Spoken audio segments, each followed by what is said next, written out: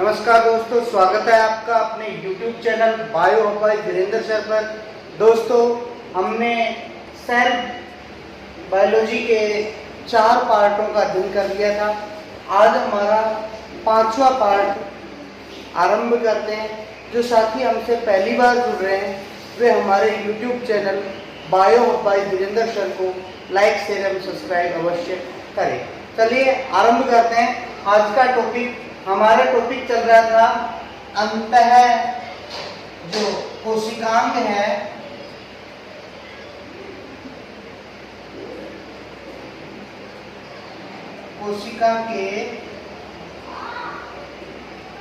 कोशिकांग में लाइसोसोम तक के बारे में अपन ने अध्ययन कर लिया था। आज का हमारा टॉपिक है रसधानी। ये जो विभिन्न प्रकार के जो कोशिकांगों के बारे में हम अध्ययन कर रहे हैं, ये कोशिका द्रव्य के अंदर पाए जाते हैं। रसधानी है वो एकल झिल्ली से परिबद्ध कोशिकांग है। यानी रसधानी एकल झिल्ली से घिरी होती है। दूसरी बात, ये जो झिल्ली होती है ये चयनित पारगम्य होती है। पादप कोशिकाओं के अंदर ये रसधानी है, ये पादपों के अंदर पूर्ण विकसित होती है। पादपों में रसधानी पूर्ण विकसित होती है, लेकिन पादपों की मेरिस्टेमिक कोशिकाएं, पादपों की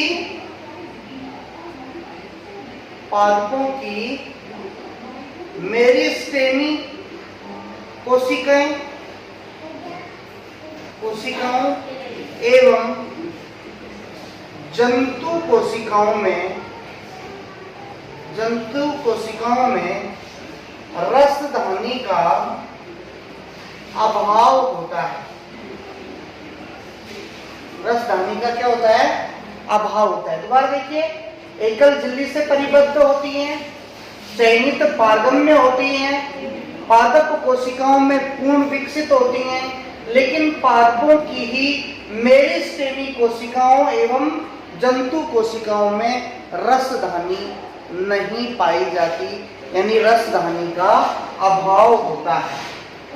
जो रसधानी होती है उसकी रसधानी की, कई बार पूछता है रसधानी की बाहरी झिल्ली को क्या कहते हैं? बाहरी झिल्ली है, इसे टोनोप्लास्ट कहा जाता है। रसधानी की बाहरी झिल्ली को टोनोप्लास्ट कहा जाता है। रसधानी के अंदर जो अंतर्द्रव्य होता है इसे सेल सैक कहते हैं। क्या? अंदर जो द्रव्य होता है रसधानी में उसे सेल सैक कहा जाता है। नेक्स्ट, अगर इसके बात करें कार्य का, तो कार्य ये परासरण नियमन का करती है। कार्य क्या है इसका? परासरण नियमन का कार्य करती है। परासरण नियमन का कार्य करती है। इसके अलावा इसमें पाचक एंजाइम भी होते हैं, इसलिए ये पाचन में सहायक होती है। पाचन में सहायक होती है।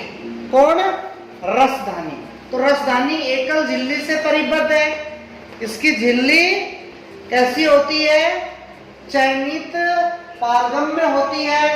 पादपों के अंदर रसधानी है वो पूर्ण विकसित रहती है।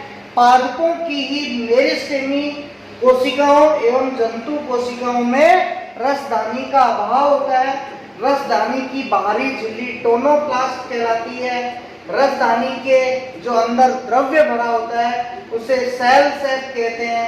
रसधानी परासरण नियमन का कार्य करती है और रसधानी में पाचक एंजाइम पाए जाते हैं जो भोजन के पाचन में सहायता करते हैं। नेक्स्ट हमारा कोशिकांग है जिसे माइक्रोबॉडीज कहा जाता है। माइक्रोबॉडीज या सूक्ष्म बॉडीज, ये भी एकल झिल्ली से घिरी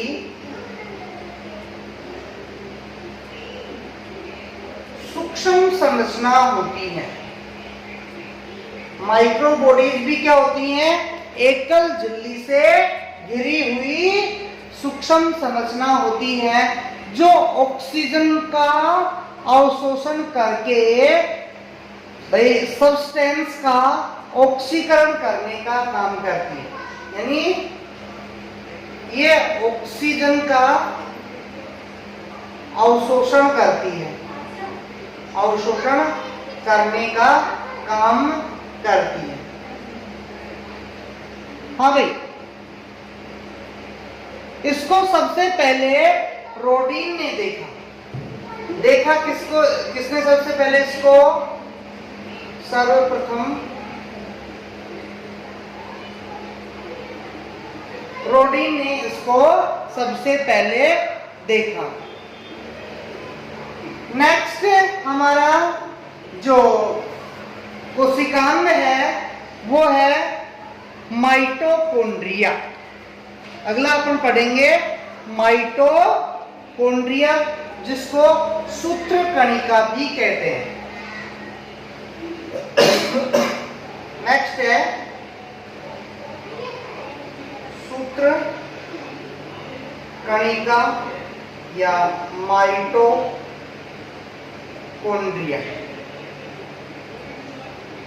हाँ भाई,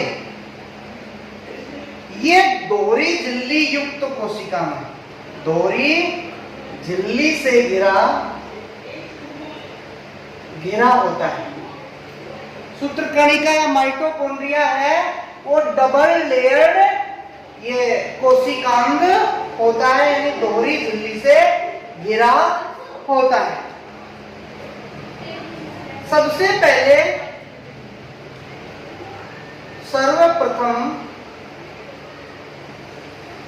1880 में कोलीकर ने माइटोकॉन्ड्रिया को देखा। सबसे पहले किसने देखा? कोलीकर ने। किसमें? कीटों की रेखित पेशियों में, रेखित पेशियों के अंदर इनको कोलीकर ने सबसे पहले देखा। माइटोकॉन्ड्रिया को कोशिका का पावर हाउस या शक्ति घर, बिजली घर भी कहते हैं। माइटोकॉन्ड्रिया को कोशिका का शक्ति घर, बिजली घर या पावर हाउस कहा जाता है। बेंडा ने इसे माइटोकॉन्ड्रिया नाम दिया। माइटोकॉन्ड्रिया नाम किसने दिया? बेंडा ने। बेंडा ने इसको माइटोकॉन्ड्रिया नाम दिया।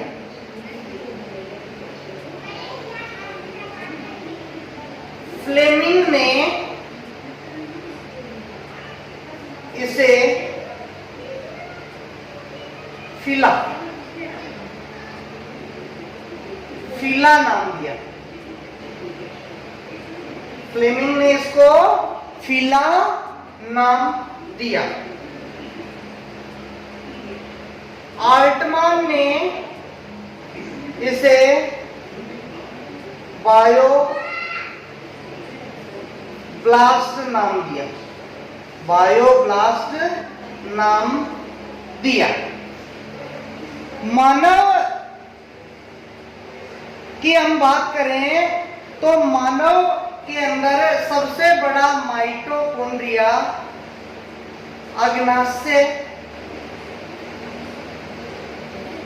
अग्नाशय ग्रंथि की कोशिका में लगभग 10 न्यूरॉन का होता है। ये मानव का सबसे बड़ा जो माइटोकॉन्ड्रिया है वो अग्नाशय ग्रंथि की कोशिका में पाया जाता है। अगर हम बात करें इसकी संरचना की तो माइटोकॉन्ड्रिया है वो दोहरी झिल्ली से घिरा होता है, इस तरह से।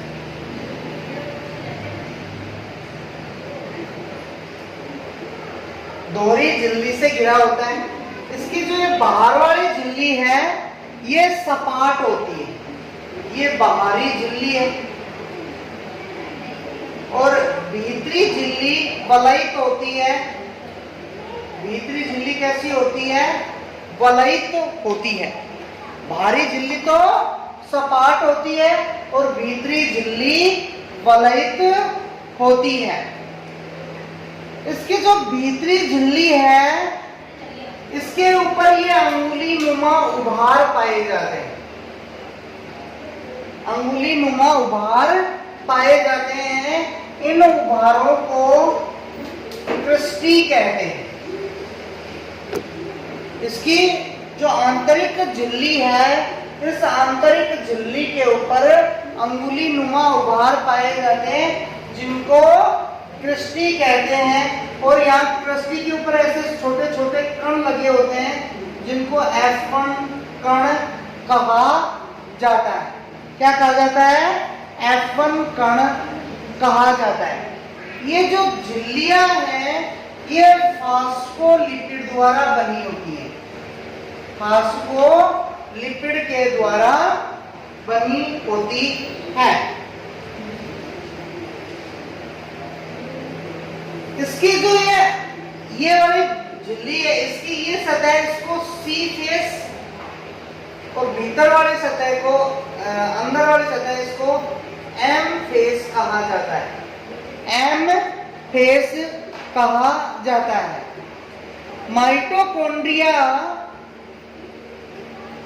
के अंदर जो F1 कण पाए जाते हैं ये F1 कण विभिन्न प्रकार के जो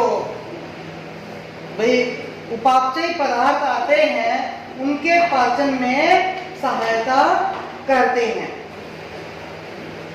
माइटोकॉन्ड्रिया के हम अगर कार्य की बात करें कि माइटोकॉन्ड्रिया के कार्य क्या हैं, हाँ जी, कार्य की बात करें तो ये कोशिकीय श्वसन एवं एटीपी निर्माण का काम करता है। कोशिकीय श्वसन एवं एटीपी निर्माण का काम करता है।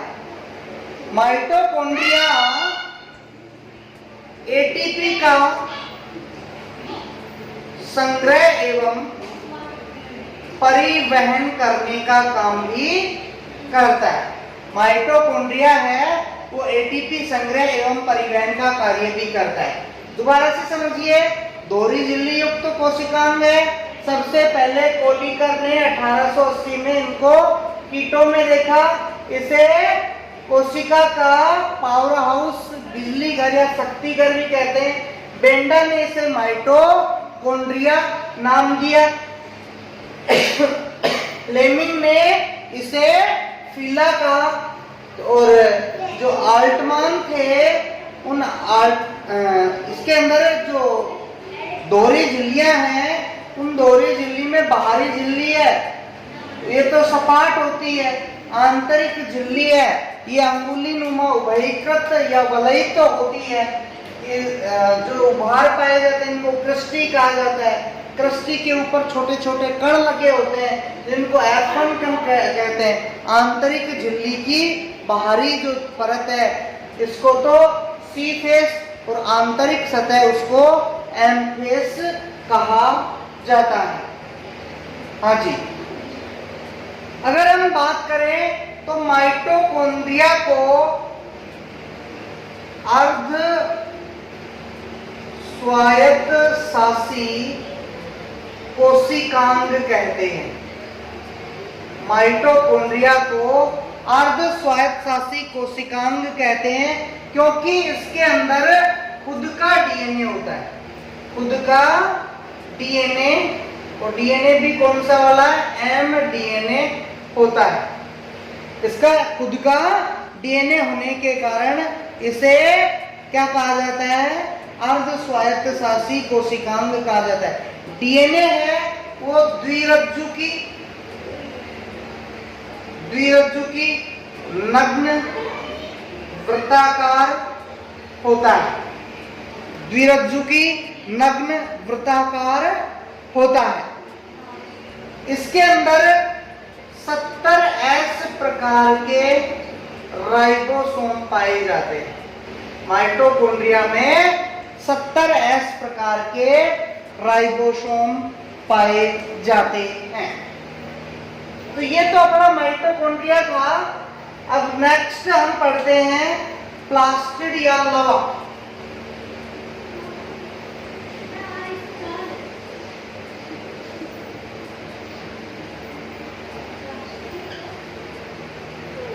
हाँ जी,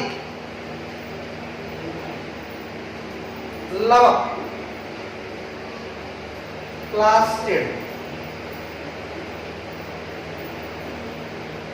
हाँ जी, प्लास्टिड शब्द हैकल द्वारा, प्लास्टिड जो शब्द है ये हैकल द्वारा 1865 में दिया गया। 1865 में हैकल के द्वारा प्लास्टिड या लवक शब्द दिया गया। ये भी क्या है? अर्ध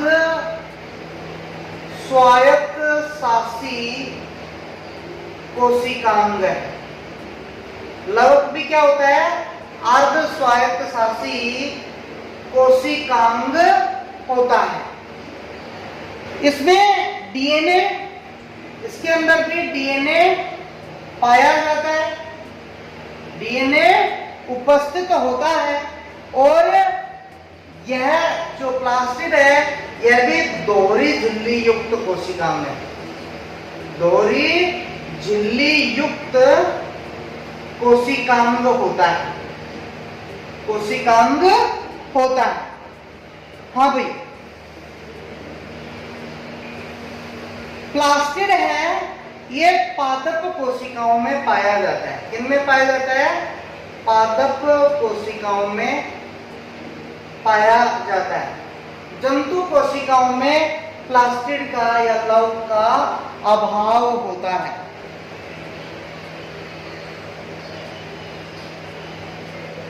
प्लास्टिड है वो 3 प्रकार के होते हैं। लवक कितने प्रकार के हैं अभी? 3 प्रकार के। कौन कौन से? ल्यूकोप्लास्ट, ल्यूकोप्लास्ट, दूसरा क्रोमोप्लास्ट, और तीसरा आता है जिसको क्लोरोप्लास्ट कहते हैं। क्लोरोप्लास्ट कहते हैं। पहला देखते हैं ल्यूकोप्लास्ट। एक बार दोबारा समझ लो। प्लास्टिड शब्द हैकल के द्वारा 1865 में दिया गया। ये अर्ध स्वायत्त शासी कोशिकांग है। इसके अंदर भी डीएनए पाया जाता है, दोहरी झिल्ली युक्त होता है, पादप कोशिकाओं में पाए जाते हैं। लवक 3 प्रकार के होते हैं ल्यूकोप्लास्ट, क्रोमोप्लास्ट और क्लोरोप्लास्ट। पहला देखते हैं अब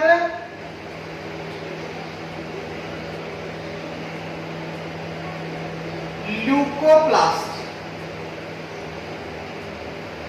ये रंगहीन लवक है, रंगहीन लवक होता है, इसका कोई कलर नहीं होता, इसमें आंतरिक लेमिलर संरचना नहीं पाई जाती, ये पादप के गहरे स्तरों और अप्रकाशित भागों में पाए जाते हैं। कहाँ पाए जाते हैं?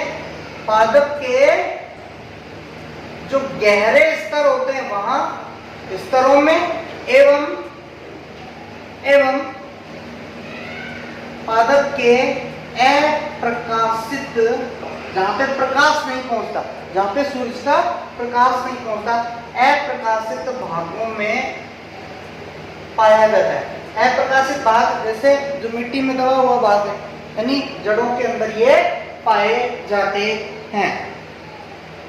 हाँ जी, दूसरा है क्रोमोप्लास्ट। क्रोमोप्लास्ट ये पीले अथवा लाल रंग के लवक, या तो पीले रंग का या फिर लाल रंग का लवक होता है। क्रोमोप्लास्ट कैसा है? पीला या लाल रंग का है, इस कारण इसको प्रोटेनोइड कहा जाता है। इसमें क्लोरोफिल नहीं पाया जाता या बहुत कम होता है। मिर्च तथा टमाटर में लाल रंग क्लोरोप्लास्ट के क्रोमोप्लास्ट में परिवर्तन के कारण होता है। जो टमाटर